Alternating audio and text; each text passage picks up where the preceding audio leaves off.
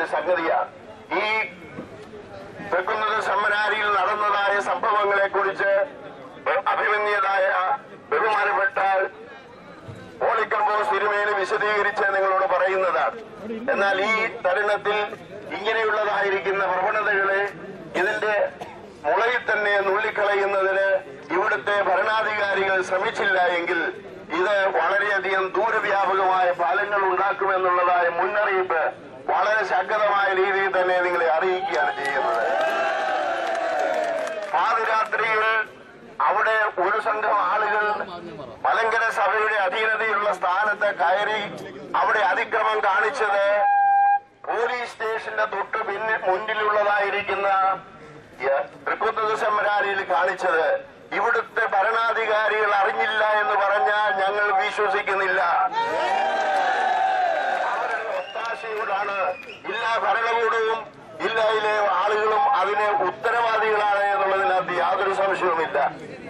അപ്രകാരം കാടത്വമായിരിക്കുന്ന കാര്യങ്ങള് നിർവഹിക്കുവാനായിട്ട് ഒരു വിഭാഗം ആളുകളെ സഹായിക്കുകയും സഹകരിക്കുകയും ചെയ്തതായ ജില്ലാ ഭരണകൂടം മലങ്കര സഭയോട് ക്ഷമ പറയേണ്ടിയിരിക്കുന്നു എന്നുള്ള കാര്യം ഈ സമയത്ത് മലങ്കര സഭ അക്രമ സംഘടനകളെ നിരോധിക്കണമെന്ന് ആവശ്യപ്പെടുകയാണ്.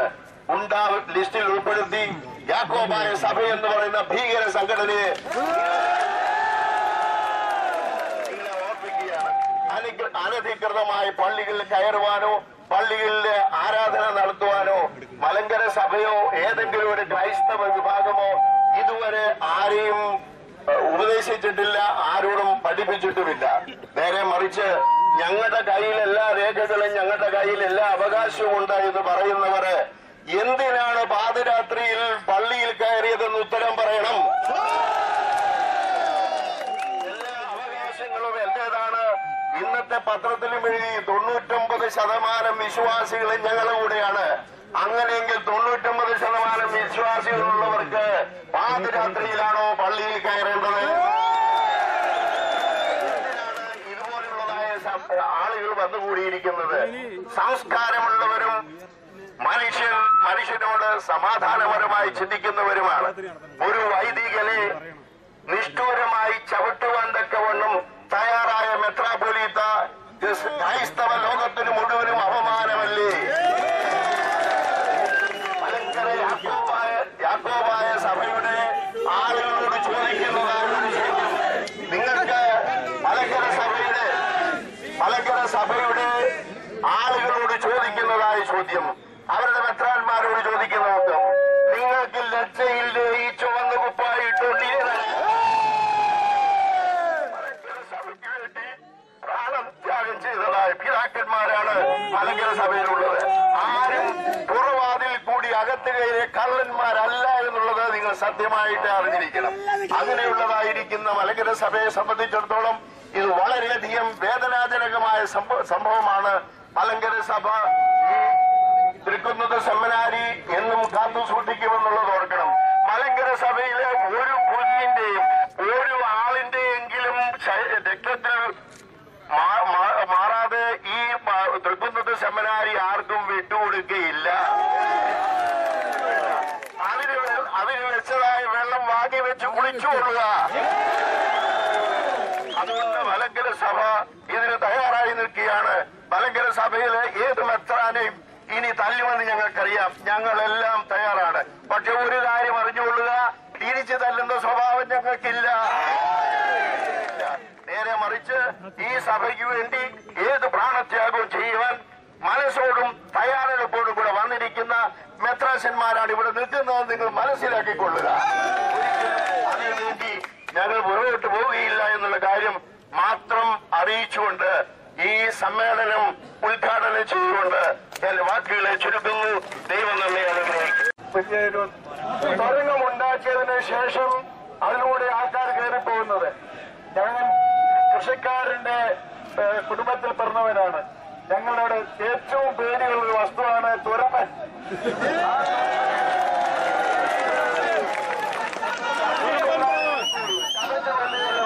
പക്ഷെ ഈ തുരപ്പൻ തന്നെത്താൻ വിഷം തിന്ന് മരിച്ചോളും. അത് പണ്ട് പഴഞ്ചേരി ഹോസ്പിറ്റലിൽ വെച്ച് അദ്ദേഹം തെളിയിച്ചതാണ്. ഡോക്ടർ കെ സി മാമനാണ് അതിൽ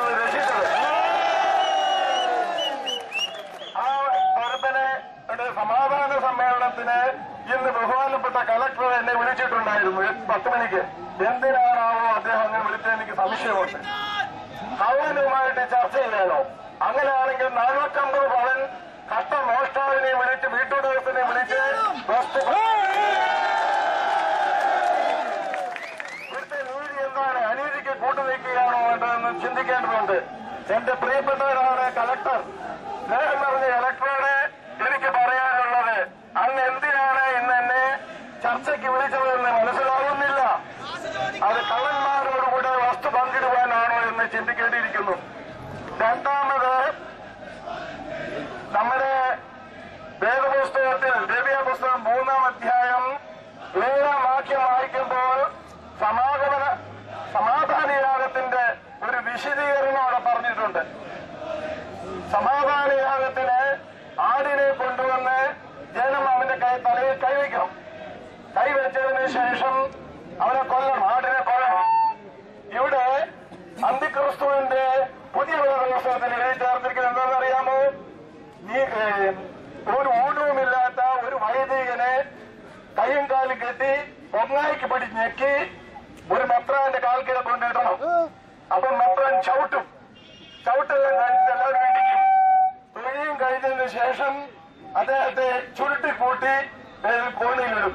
എന്റെ ബഹുമാനപ്പെട്ട യാക്കോബ് അച്ഛനെ അത്രയും നിഷ്ഠൂരമായിട്ടാണ് ഈ അന്തിമോസിന്റെ നേതൃത്വത്തിൽ ചതച്ചത്. ഞാൻ അച്ഛനെ പോയി കണ്ടപ്പോൾ അച്ഛൻ പറയായിരുന്നു, എന്റെ പൊന്നു തിരുമേനി അവരെന്നോട് ഒരു ദാക്ഷിണ്യം കാണിച്ചില്ല. സങ്കടം തോന്നി, ഒരു ദാക്ഷിണ്യം കാണിച്ചില്ല.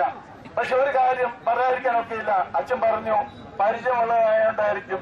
തമ്പു തുകലനെ ഞാനൊന്ന് നോക്കിയപ്പോൾ തമ്പു തുകലൻ എന്റെ മുഖത്ത് നിന്ന് മുഖം മറച്ചു. തമ്പു എന്നെ ഒന്നും ചെയ്തില്ല. പക്ഷെ അന്തിമോസ് എന്നെ ചവിട്ടി തിരുമേനി എന്ന് പറഞ്ഞു. ഒരു മെത്രാപ്പൊലീത്ത എന്നെ ചവിട്ടുവെന്ന് എനിക്ക് വിശ്വസിക്കാൻ പോലും കഴിയില്ല. അതിനുശേഷമാണ് കുർബാന ആരംഭിച്ചത്. പറയുന്നതിൽ പിന്നെയാണ് തുടങ്ങിയത്. ഞാൻ കേട്ടിട്ടുണ്ട്, മരണം പള്ളിയിൽ പൊൻകുരിശ് മോഷ്ടിച്ചപ്പോൾ മോഷ്ടിച്ച മോഷ്ടാവ് അകത്ത് കയറാൻ കഴിയാതെ വന്നപ്പോൾ അമേദ്യം ഭാര്യ എറിച്ചു കൊടുത്ത് അത്രയ്ക്ക് പ്രകാശമയമായിരുന്നു എന്ന് പറയുന്ന പോലെ അവിടുത്തെ പരിശുദ്ധ പിതാക്കന്മാരായ പൗലോസ് അത്താനാസ് തിരുമേനിയുടെയും അതുപോലെ കർത്താവിന്റെ സാന്നിധ്യം ഇല്ലാതിരിക്കുവാനായിട്ട് അവിടെ ചെയ്ത ആക്രോശം വിവരക്കേടുമായിരുന്നു ഈ അച്ഛനോടും എന്റെ പ്രിയപ്പെട്ട എന്റെ കുഞ്ഞുങ്ങളോടും അവർ ചെയ്തത്. സെമിനാരി വൈദികരായ 2 പേര് സ്റ്റാലിനെയും റിജോയെയും ശരിക്കും ചതച്ചു. ഞാൻ പാലക്കാടായിരുന്നു. അവിടെ വെച്ച് ഈ റിജോയുടെ ഫോൺ വരുന്നത് കരഞ്ഞുകൊണ്ടാണ്. എന്റെ തിരുമേനി ഞങ്ങളെ എന്ത് ചെയ്യുമെന്ന് അറിയത്തില്ല, ഞങ്ങളെ രക്ഷിക്കണം എന്ന് പറഞ്ഞ ഞാൻ അവിടുന്ന് ഉടനെ തന്നെ പോരുകയായിരുന്നു ചെയ്തത്. ഇതെന്തൊരു ക്രൂരത എന്ന് നമ്മളെ ചിന്തിച്ചു നോക്കേണ്ടത് ആവശ്യമാണ്. ഞായറാഴ്ചത്തെ വായനയില് കഴിഞ്ഞ ഞായറാഴ്ചത്തെ 2 വൃദ്ധന്മാരെ നമ്മൾ ഓർക്കുന്നു. ഒന്നാമത്തെ വൃദ്ധൻ ക്ഷമവൻ എന്ന് പറയുന്ന വൃദ്ധനാണ്. അദ്ദേഹം ഇസ്രായേലിന്റെ രക്ഷയ്ക്ക് വേണ്ടി കാത്തിരുന്നവനാണ്. യേശുവിന്റെ കയ്യിൽ എടുത്തിട്ട് പറഞ്ഞു, എനിക്ക് സമാധാനമായി നാഥ എനിക്ക് ഇവിടെ നൽകണമെന്ന്. പത്രത്തിൽ വേറൊരു വൃദ്ധന്റെ പടം കണ്ടായിരുന്നു. അദ്ദേഹത്തിന്റെ തള്ളവരയിലൂടെ ചോര വരുന്നുണ്ട്. ഒന്നുകിൽ അത് വണ്ടിക്കരയിൽ പോകുന്നില്ല. പണ്ടത്തെ ഓർമ്മ പോലീസുകാർക്കുണ്ട്, കടി കിട്ടിയതിന്റെ ഓർമ്മ. അതുകൊണ്ട് വല്ല മുട്ടുസൂചി അടിച്ചു കയറ്റിക്കാണ്.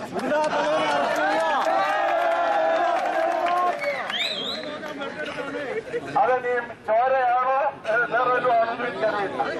അദ്ദേഹം അവിടെ കിടന്നുകൊണ്ട് പറഞ്ഞു, രേഖകളെല്ലാം ഞാൻ കൊണ്ടുവന്നിട്ടുണ്ട്, ഞാൻ കാണിച്ചിട്ടുണ്ട്, പരസ്യം ചെയ്തിട്ടുണ്ട്. അപ്പോൾ എന്റെ അടുത്തൊരു കുഞ്ഞാടുണ്ടായിരുന്നു. ആ കുഞ്ഞാട് എന്നോട് പറഞ്ഞു, തിരുമേനി ഈ മനുഷ്യൻ ഈ പറഞ്ഞത് കേൾക്കുമ്പോൾ ഞാനൊരു ഓർമ്മ വരുന്നുണ്ട്. ഏതോ ഒരു സിനിമയിൽ, ഏതാണ് സിനിമ അറിയത്തില്ല, ഓർമ്മ വരുന്നില്ല. അതിനകത്തെ ഒരു നടൻ വന്നിട്ട് പറയുന്നുണ്ടത്രേ, എന്റെ കയ്യിൽ ഈ മേഖലയുടെ എല്ലാത്തിന്റെ രേഖയുണ്ട്, ഇത് എന്റെ ഉള്ളത്തോളം കാലം കൊടുക്കത്തില്ല. ഉടനെ പറഞ്ഞു, എന്നാ രേഖ ഒന്ന് കാണിച്ചെന്ന് പറഞ്ഞുകൊണ്ട് ഇത് എന്റെ കയ്യിൽ നോക്കിക്കോ, എന്റെ കയ്യിൽ ഇഷ്ടംപോലെ രേഖ. ഈ മനുഷ്യനെ സൂക്ഷിച്ചു നോക്കിയത് കാലയിൽ ഒരു ചങ്ങലയും, ഈ ഇദ്ദേഹത്തിന്റെ കാലയിലും ചങ്ങല ഇടേണ്ട കാലം കഴിഞ്ഞു. അങ്ങനെ നന്നാവേ ഉള്ളൂ, യാതൊരു സംശയമില്ലാത്ത. അദ്ദേഹത്തിന്റെ സങ്കടങ്ങളും കരച്ചിലുകളും കള്ളക്കണ്ണുനീരുകളും ചോരയും എല്ലാം കള്ളത്തരത്തിന്റെ തെളിവുകളാണ്. പിന്നെ ഏറ്റവും അവസാനമായിട്ടുള്ളതാണ് ആംബുലൻസ് സംസ്കാരം.